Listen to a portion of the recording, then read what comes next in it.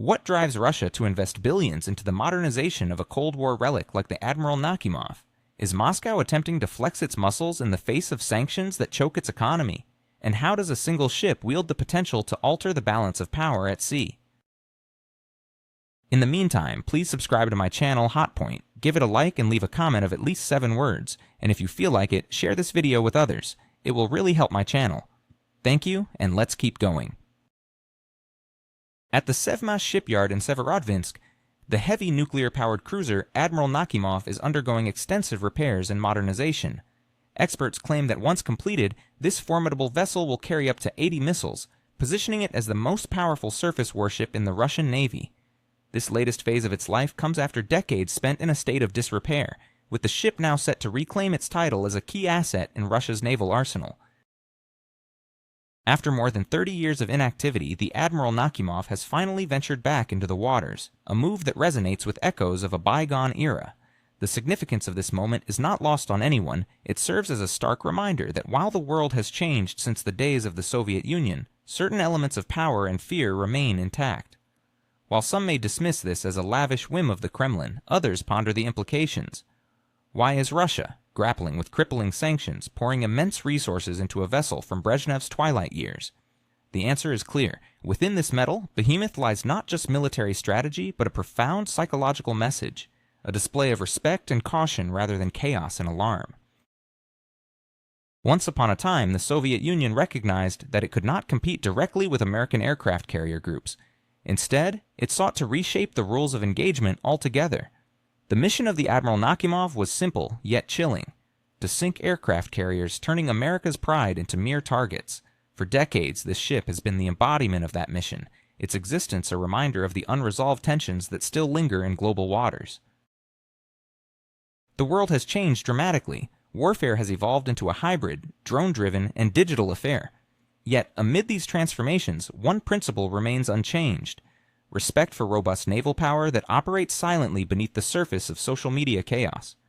Of the 4 Kirov-class cruisers originally built, only 2 remain active today.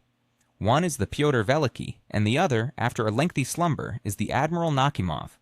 Once the subject of jokes and memes, this vessel has resurfaced not as a floating museum, but as a revitalized nightmare for potential adversaries. The repairs, if one could even call them that, have spanned almost 3 decades. The ship has undergone a complete overhaul, from the reactors to the radars, with every component meticulously upgraded. Gone are the outdated launch systems of the past, replaced by a cutting-edge nervous system capable of not just launching missiles, but intelligently selecting targets autonomously. What we have now is a ship equipped with 176 vertical launch silos comparable to a miniature spaceport afloat. Each silo is adaptable enough to launch a range of Russian missiles, from Kaliber cruise missiles to the hypersonic Zircon projectiles, which travel at such staggering speeds that NATO's radar systems barely have time to react. This imposing vessel measures over 250 meters in length and weighs nearly 28,000 tons. It houses 2 nuclear reactors, enabling it to operate for months without the need for refueling, a testament to its endurance and operational capability. But beyond mere size and firepower, the Admiral Nakhimov's greatest asset lies in its psychological impact. The mere sight of such an enormous warship on radar can trigger a cascade of logistical reassessments within NATO command structures, prompting frantic discussions in the Pentagon, Brussels, and even Oslo. This psychological warfare is invaluable. It cannot be bought but must be built or restored, which is precisely what Moscow has accomplished. Yet the intrigue deepens when we consider what has changed beneath the surface of this Leviathan. Firstly, the weapon systems have undergone a remarkable transformation. The Admiral Nakhimov once hosted 20 P-700 Granite missiles, each the size of a bus and weighing as much as a truck. This heavy-handed approach is now obsolete. The new design features 176 vertical launch silos that offer unparalleled flexibility. The cruiser can simultaneously strike land targets with Kaliber missiles, target enemy ships with Zircon missiles, and defend against aerial threats, all in a matter of seconds. Secondly, the ship's defense systems have been overhauled. The outdated systems are no longer sufficient to counter modern threats, leading to the installation of a comprehensive layered air defense system equipped with advanced radars and an intelligent digital management system. This new setup can predict threats and respond autonomously, ensuring that the Admiral Nakhimov remains vigilant even in jamming environments. Thirdly, its anti-submarine warfare capabilities have been significantly enhanced. Acknowledging NATO's reliance on submarines, the Nakhimov now boasts a sophisticated hunting system, utilizing everything from depth charges to advanced missile packages designed to neutralize underwater threats before they can surface. Lastly, the management system has been completely revolutionized. Where once a human operator was the sole decision-maker, the Nakhimov now employs a modern battle management system akin to a brain that integrates all sensors, weapons, and crew responses into a cohesive unit. This intelligent system analyzes and prioritizes threats, making decisions faster than any human could react. With a crew of 700, this ship operates like a well-oiled machine, each member acutely aware of their responsibilities. It is not a pleasure cruise, it is a war factory designed for efficiency and effectiveness in the face of modern threats. Despite the skepticism from some quarters regarding the relevance of such traditional naval power in an age dominated by drones, the Admiral Nakhimov serves as a reminder that sometimes the presence of a single giant can overshadow the capabilities of many smaller vessels. The psychological impact of its presence can influence military strategies and political decisions, forcing adversaries to reconsider their actions. As the Admiral Nakhimov prowls the frigid waters of the Barents Sea, the Pentagon must confront a critical question. Is it time to alter the operational routes of aircraft carrier groups? When schedules begin to shift due to the looming presence of such a formidable opponent, everything from budgets to logistics can unravel. In the grand chess game of international relations, the Admiral Nakhimov embodies more than just a vessel. It represents a strategic shift, an investment in power projection, and a subtle but clear message to the world. Russia is back, and it is not to be underestimated. What happens when the past comes roaring back with a vengeance? Can a single ship, a floating fortress, alter the balance of power on the high seas? And what does the return of Admiral Nakhimov mean for NATO's once unchallenged dominance? The discussion surrounding metal scraps and the symbolism of naval warfare bring us to a striking phenomenon known in the psychology of war as the overwhelming presence effect. It's not about the first shot fired, but about the sheer influence an untested giant can wield merely by being there. Just imagine a single ship that, without even launching a missile, has already shifted the entire strategic landscape. The Northern Fleet of NATO can no longer operate under the old playbook, knowing that at any moment this colossal shadow may emerge from the harbor, appearing on the horizon without warning, without a word, a silent admonition. NATO admirals may not voice their concerns, but their actions tell another story. They are recalibrating routes, adjusting patrol schemes, and suddenly increasing the frequency of exercises focused on asymmetric threats and operations in conditions of enemy superiority. But what does superiority mean in this context? It's the realization that the adversary possesses capabilities that you do not. While you ponder how to level the playing field, that adversary simply stands still, biding its time. Understanding Admiral Nakhimov is essential. This is not an attempt to resurrect the past or an expression of nostalgia for the Soviet Union. Rather, it's a cold, calculated move. In a world obsessed with drones, artificial intelligence, and cyber warfare, large ships still hold sway, especially those capable of remaining at sea for months, carrying an arsenal equal to that of an entire division. The symbolism here is striking. While the West favors lightweight and swift vessels, Moscow is once again embracing heavy, unsinkable giants. It's almost as if the Kremlin is saying, you may be agile, but we are substantial. You may be fast, but we are everlasting. It's a clash reminiscent of a debate between a tech wizard and a master carpenter. One solves problems with algorithms while the other takes a sturdy oak plank and carves out a table built to last generations. In time, that table becomes an heirloom, while the code may become obsolete. Nakhimov represents that oak table from the old school, crafted in an era when fleets were measured in kilotons, and ships were named not by numbers but by identities, each name a challenge in itself. Now that name reverberates once more across the oceans. Yet even encased in this steel hull lies a drop of Cold War mentality. It embodies a philosophy where the motto is clear: we will not chase you down.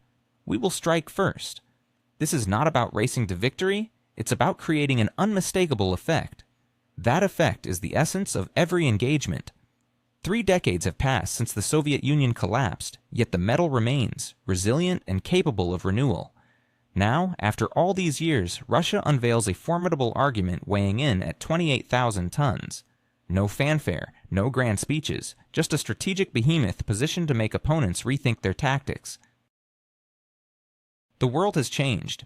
The dominance of cruiser and destroyer armadas akin to those seen during the Cuban Missile Crisis is a relic of the past. Today, the narrative is dominated by swarms of drones, loitering munitions, and fleets of plastic reconnaissance vessels equipped with GPS. Amid all this, Admiral Nakhimov stands as an apparent anachronism, a dinosaur with a nuclear battery. Herein lies the paradox. The fewer such ships there are globally, the more significant their presence becomes, transforming them into anchors, not in the physical sense, but as stabilizing forces. While others frantically scramble to explore new formats, mixing drones with small boats and assembling fleets from scrap and Wi-Fi, Nakhimov represents a monolith, a symbol of enduring strength that causes unease. It's akin to a chess rook on a board where everyone else is accustomed to playing checkers.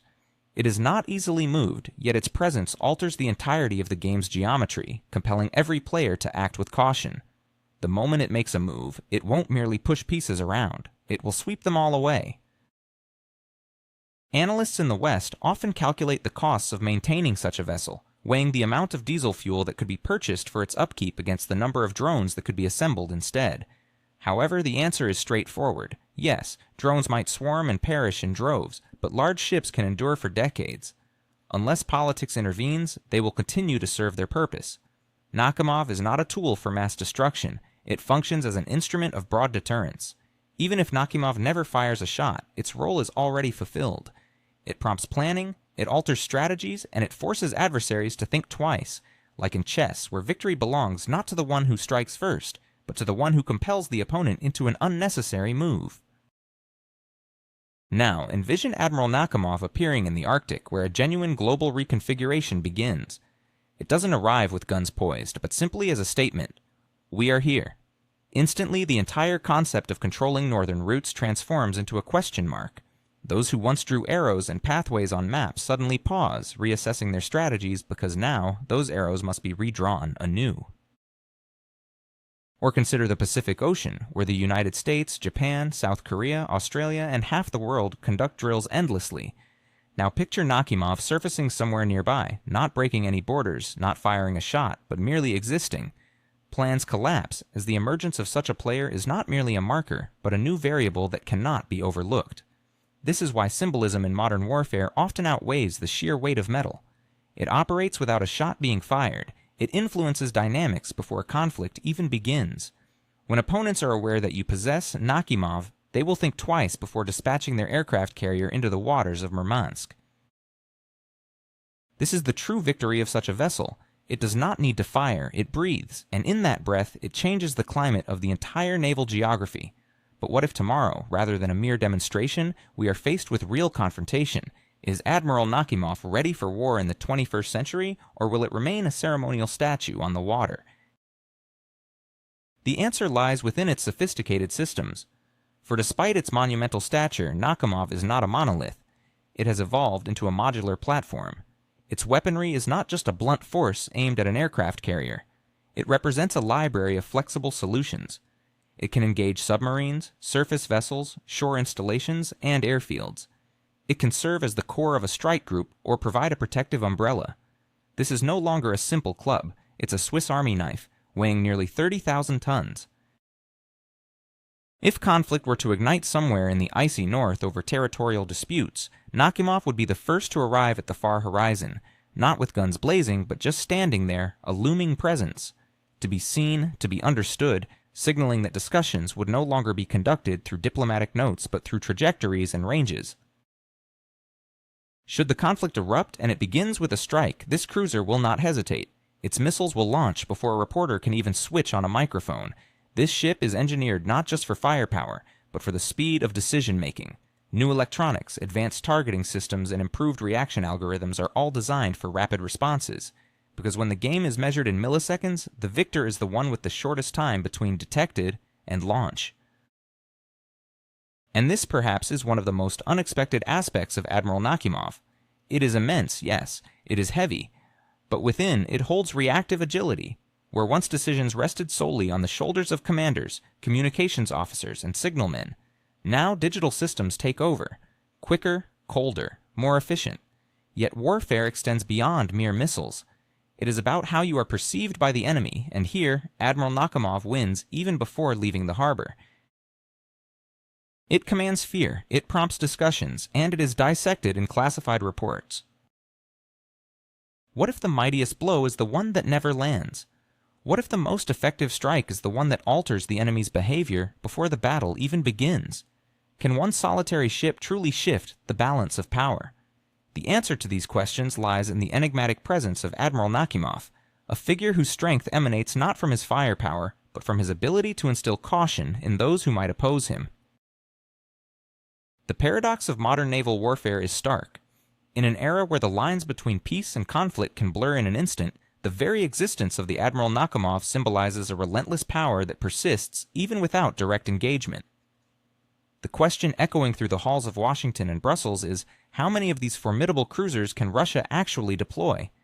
The answer is sobering. Not many. Perhaps just one or two. Yet sometimes the mere presence of a single ship is enough to prevent defeat. To avoid losing, it is sometimes sufficient to demonstrate the capability of winning. Imagine a scenario where the enemy operates under the shadow of uncertainty, knowing that a strike could come at any moment. This looming threat transforms their approach from one of aggression to one of careful defense. This is precisely where Admiral Nakhimov exerts his influence. His significance transcends traditional notions of warfare. He embodies a strategy of deterrence. It's not about the clamor of battle, it's about the profound silence that compels adversaries to listen closely. Think about it. What does it mean to be on the brink of confrontation while simultaneously holding the power to choose restraint? Admiral Nakhimov is not merely a vessel of destruction. He represents the potential that hangs in the air, a silent promise of what could unfold. As long as he remains in service, with his reactors humming and his launch silos poised for action, the world must grapple with the undeniable truth. Russia has not retreated from the seas. Instead, on the horizon looms a solitary silhouette, heavy and formidable, yet undeniably alive. Critics may dismiss such vessels as relics of a bygone era, scoffing at the cost of maintaining them and ridiculing the notion that something so grand could be outdated. Yet, the moment a blip appears on the radar screen and the duty officer exclaims, "It's him!" laughter will fade into an acute realization. Ships like Admiral Nakhimov do not wither with time. They simply await their moment. When that moment arrives, the tides will turn and the focus will shift from the future to those who dared to underestimate the weight of history and the power of possibility. In this intricate dance of deterrence and strategy, Admiral Nakhimov stands as a testament to the concept that sometimes waiting is the most powerful move of all. It's about creating an atmosphere of uncertainty that keeps enemies on their toes, a reminder that the potential for action is always there, even in the quietest of moments. The stakes are high, but so too is the resolve to maintain a presence that commands respect. In the world of naval power, it's not just about the battles fought, but the battles never waged that define true strength.